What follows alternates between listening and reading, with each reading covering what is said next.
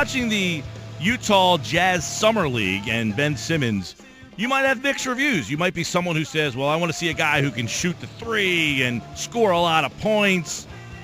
Then he might not be the guy for you. You might be intrigued by the passing ability, his ability to see the floor, the rebounds, and then starting to break all by himself. But as Marcus Hayes writes over at Philly.com in the Daily News, there might be something else that you might be missing about this guy, and we bring Marcus into the conversation here on the Bash 97.3 ESPN. Marcus, when you watch Ben Simmons, he might not be that classic superstar that scores a lot of points that we all yearn for, but you wrote about something that sticks out to you that I thought was very interesting. Well, what I expected Ben Simmons to be was a guy who came on the floor and said, this is who I am. Look at me. I can score. I can shoot from the outside. I can defend, and maybe be a little bit out of control and try too many fancy passes and throw it away.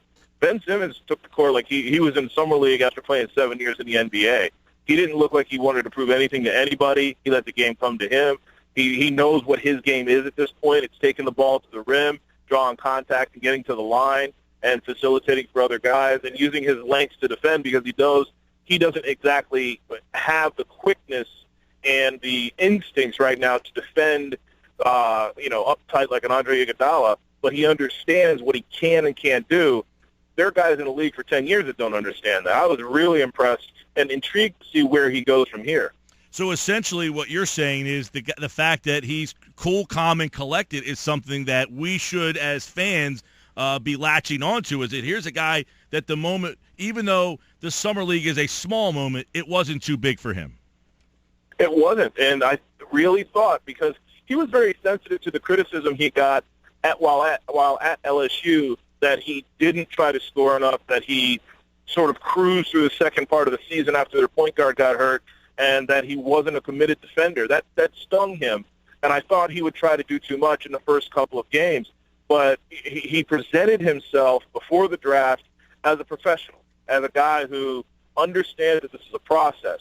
And that goes back to his days, being brought up by a professional basketball player who had limitations. His dad, David, was a 13-year pro in Australia who was kind of a bruiser, kind of a, Charles Oakley, Kurt Rambis type player who might get 25 one night, but might not get you 25 next week, but would always help you. He understands how to play basketball, and that's a real gift for a one-and-done especially. He's been playing with grown men for a couple of years, but even so, this is a guy who really understands the game and will let it come to him and be an excellent teammate. I expect him to be the leader of this franchise, assuming they can come to some sort of agreement in the next, 2 or 3 years from now, the leader of this franchise for the next decade. Yeah, Marcus, now, you've been around this city for a long time. Is he the kind of superstar that this city will embrace? Yeah, because he plays really, really hard. He wants to win. He plays hard, and he doesn't care about himself. There's nothing in his profile to this point has indicated he wants to do anything but win the game. He doesn't care what his stats are. He had 6 points last night and played pretty well and made some beautiful passes. I mean, passes that, guys who've been in the league for 10 years wouldn't even attempt. And all he talked about was, we won a game. It's a summer league game. He wanted to win the game. He's very competitive, and these are all knocks against him when he was at LSU, things he supposedly didn't care about, that he didn't play hard all the time. Yeah, he's very interesting in that. You're right. He talks about defense, and he keeps talking about how the most important thing was winning a game. And you're talking about a summer league game where a lot of these games are meant to get better. He keeps talking about winning. And I think for the guy, he has been the number one pick in this draft since, a year and a half ago. He was the guy. And that pretty much stayed steady all the way through. A lot of people knocking him at certain points. I think he's very well-rounded. It seems like he is very unnerved by the outside media and anybody trying to take shots at him. Yeah, he's a guy who sees – I think he's one of those old souls, a guy who understands life will come to you. You don't have to go get it. And that's how he plays basketball. He lets the game come to him. He doesn't go get it. And at 6'10", with the kind of speed and strength he has, and that can't be overstated. Even when he went to college last year, he had an NBA-ready body, and he put on 20 pounds. That's probably why he was cramping at the end of the first summer league game. He probably put on too much muscle to get the sort of electrolytes and fluids to the muscle that needed to be there. And, hamstrings and calves are the first thing to cramp. So all that said, this guy has been ready for the moment for a long time, probably for 2 years, expecting to be excellent when he got there. And no, he's not excellent now, but he's got another summer league to go through and a training camp. And it's really going to be fun to watch him play if he plays this way. And basketball, and you see him facilitate not just for his teammates, but facilitate for himself, sort of let himself grow, not worry about Rookie of the Year, not worry about averaging a double-double or, projecting, 15, 10, and 10 per 48 or anything like that. Let himself understand that 20 wins this year is a huge jump. As long as whichever big man he's with grows and he grows with him, that's a win for the Sixers and him this year and probably next year too, because this is a guy with staying power, a guy who's built for the NBA, a guy who's built for Philadelphia. He's tough and he's smart, and he doesn't care what you think. Marcus Hayes with us here from the Daily News. Is this the guy that Sam Hinkie never got? Is this the guy that if he would have got him earlier, that maybe we would be looking at that whole situation differently? I'm not sure that would have made much of a difference, because he's not the kind of guy who, for the first couple of years, is going to keep Jahlil Okafor, off the streets and not street fighting. He's not the kind of guy that's going to make the locker room not a cancer, and you're not going to win more than 1 or 2 more games with him playing. He's not that kind of difference maker, scorer, dynamic guy. However, if Hinkie was here for 2 or 3 more years, this is the guy he would build around. Everything would be built around Ben Simmons and what Ben Simmons can do night in and night out, because he's big, he's durable, and he's versatile. And he's a guy that Sam Hinkie would have loved, or I'm sure he does love him.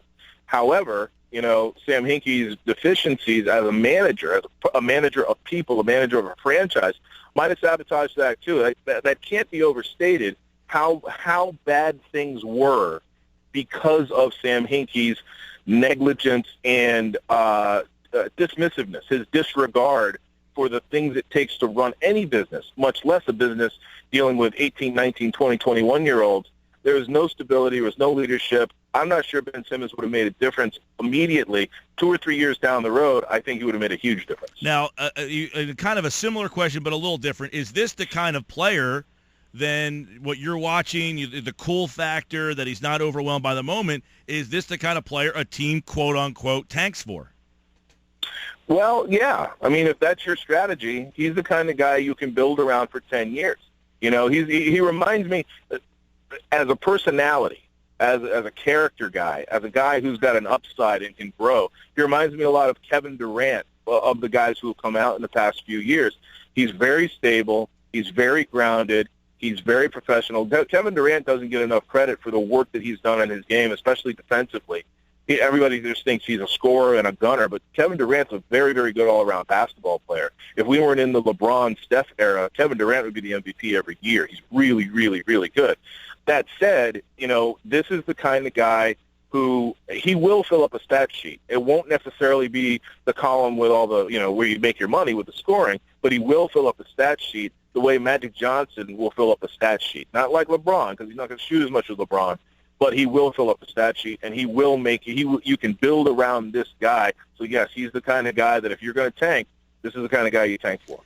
Marcus Hayes with us here, and here's a team that won 10 games last year, 47 over the last 3. It seems, though, that there is a lot of anticipation and enthusiasm about this franchise. Marcus, where do you think they could go this year? I mean, is it too much to expect, 35 wins? Is that going overboard? That's probably too much, because the East isn't as bad as we think it is. However, and the Sixers actually did pretty well against the Western Conference last year. But if you double your win total in the NBA any year, that's a wonderful year. If they get 20 wins this year, that's a huge improvement. I was on television last night on Comcast Sportsnet, and they said which team helped themselves the most in the offseason besides Boston, besides the Pelicans, not the Pelicans, the Warriors, besides the Knicks. And I said Orlando, and then I said, wait a minute, the Sixers. Think about where they were last year this time versus the personnel they have this year. Right now at this time, they probably got 10 wins better. I don't know that any other team that made the moves that they made is 10 wins better. Certainly no other team is going to double their win total. It's a shame that we can't be having this conversation about what impresses us about Embiid. I guess we'll just have to wait. You know, it's interesting. There's a guy named Tom Moore who covers the team for the Calkins Media up in like Bucks County and Montgomery County, and he has been pretty on point with the Embiid stuff since the beginning. He predicts Embiid will play 50 games, no back-to-backs, maybe 20 minutes a game. So we might be having a real Embiid discussion for another, you know, and not after next season, but the season after that, when you know what you have in him, how much he can be dependent on. He's not going to be a real NBA player in 2016-17. It'll be at least 17-18, maybe beyond that. If he played 50 games, is that enough for you to say, all right, that was worth it? Well, I saw Embiid play at one of his very first college games live at Kansas, and with Perry Ellis and Andrew Wiggins and Wayne Selden and all these other really good players. And he was clearly the best athlete among them and clearly the worst basketball player. He seems to be committed. I mean, and he'd only been playing for 3 years. He was a volleyball player in Cameroon. So he seems to be very committed now to being a professional.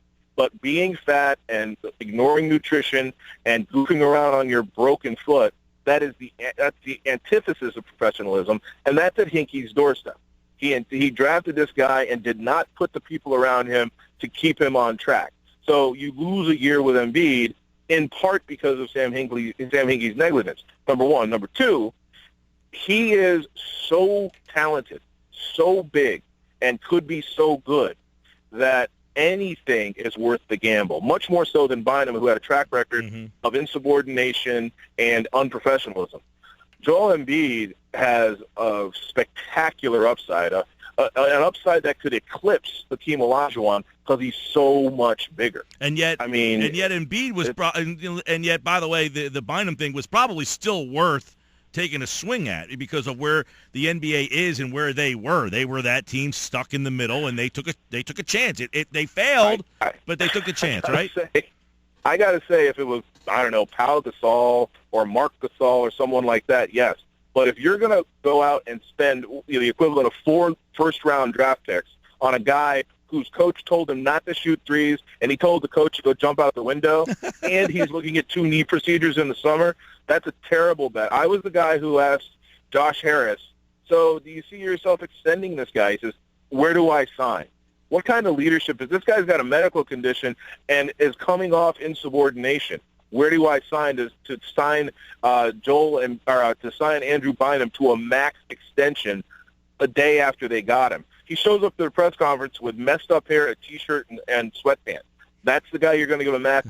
That insubordinate fat guy is with knee problems. The guy you're going to give a max exception to. I was never on board with giving up that much for that guy because that guy had shown me enough that he was toxic. Even if he's healthy, he's toxic to me. He didn't even have good seats for that game he was at in Cleveland with all that money. You couldn't get courtside seats, man? Come on. Marcus Hayes, Philly.com, and the Daily News. Piece on Ben Simmons. He said, you point out that he only had 1 turnover in that game, and that's right. With no helter-skelter, very cool, calm. Good piece, Marcus. Thank you very much. 1 turnover with playing with a bunch of guys who are desperate to make the team, playing with them for the first time, playing 25 minutes, 1 turnover, 5 assists. That's after not playing for what, 5 months too. He hasn't played in the game. Yeah. And that's right. I mean, it's just amazing. The fact that none of those balls hit a guy in the head and went out of bounds for a turnover is pretty impressive. Enjoy the week, Marcus. Appreciate it, man. Thank you, Mike. Talk to you later.